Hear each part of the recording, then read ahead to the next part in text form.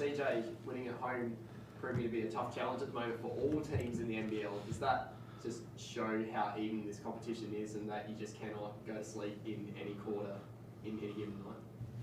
Yeah, I said it all along. I thought from game one that when we beat Phoenix over in the States, I said our league is good.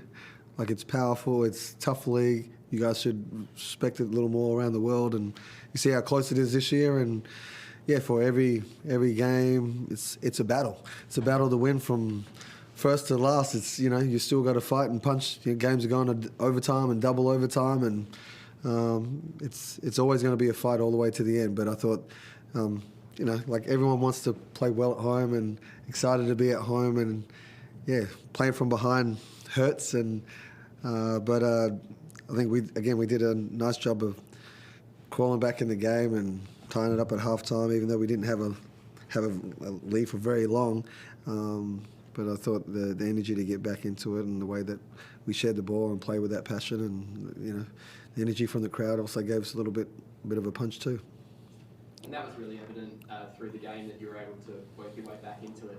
Let's talk about Bryce Cotton. Did an outstanding job guarding him through about 3 and a bit quarters, wasn't it? And then he just got away from you. Did they do anything different that disrupted your defensive systems? Because we saw you throw 4 different bodies at him all the time, and tonight Perth found all their other shooters tonight as well. It made it very difficult to keep that going. What happened there in that last quarter that just he got away?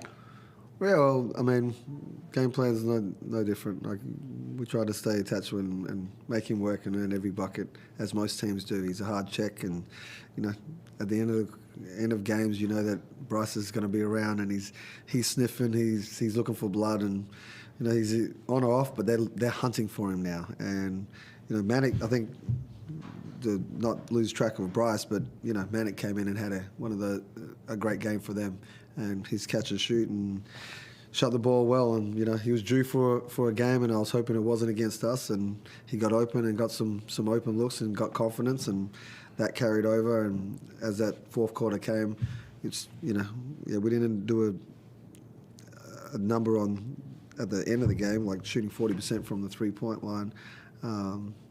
That's tough to swallow, but guys get hot, and there's guys make some tough shots. It wasn't like they were all uncontested and wide open.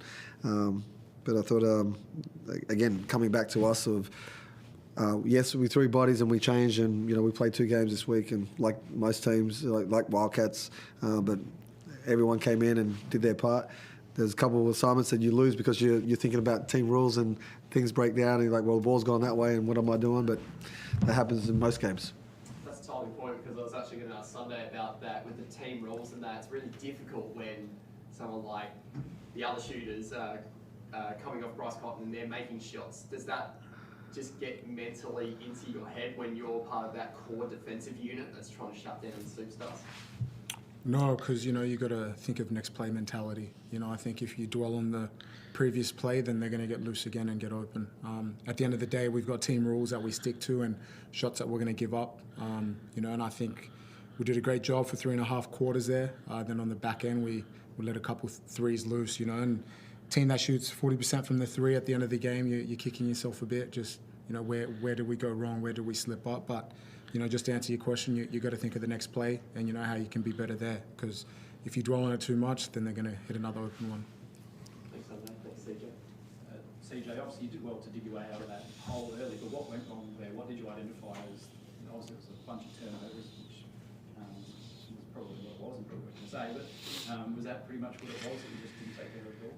Yeah, well, taking care of the ball, there's a handful of shots there. I think we had just as many turnovers as we did points at one stage, and it's like if we got shots up. Clearly, even if 2 of them touch the rim, one of them you get back and make a play.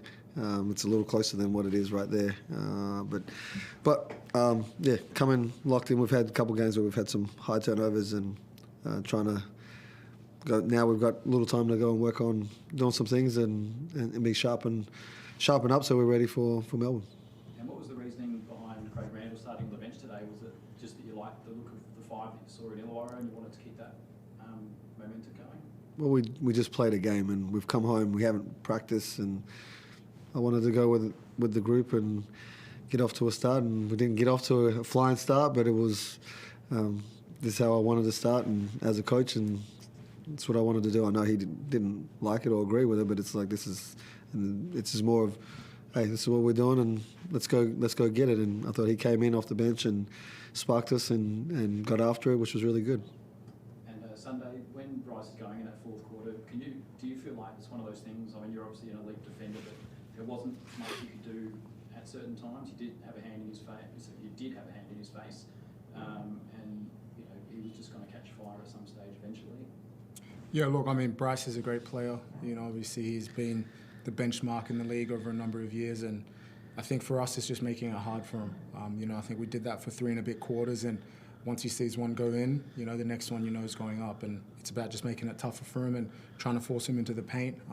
He got loose on a couple of shots, but the majority of the game we did quite well, you know, and I think that's what we'll stick to. We'll stick to our game plan and stick to the things we know was going to work at a high level. And you know, I think for those shots, he was 5 of 18 from the field. So we got to take that into account and know that we did do our job. You know, and he let loose on a couple, but we'll live with it.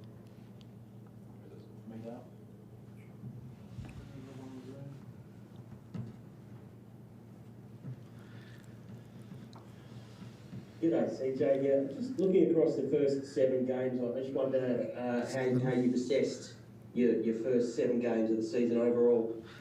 Yeah, it's been up and down. I think it's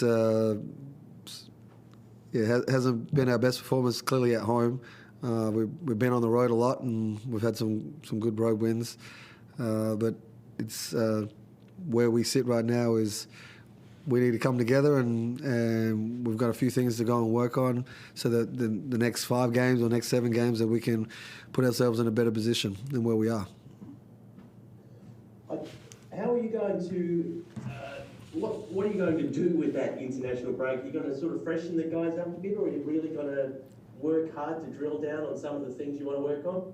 You've got to do both, right? Like we've been away, and a lot of our guys played not only in the off season but the FIBA window, and we still have some playing in the FIBA window. So to get them freshen up and to be able to work on a few things that can sharpen us up for this next part of the season is key. So finding that balance is definitely important, and I'll be talking to my support staff but making sure that they get some rest time, because we got clinics and promos and things like that to do as well, like most teams do.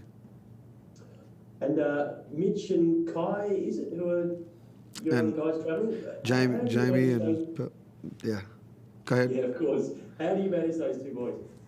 Well, yeah, been talking with Mitch just on where they're at, and travelling that far, it's making sure that he gets some rest time. I think he's flying back into Brisbane when they get done. So yeah, it's something that we'll work towards and make sure that he's definitely fresh and ready to go when we start back up. Thanks, guys. That's all from me. Thank you.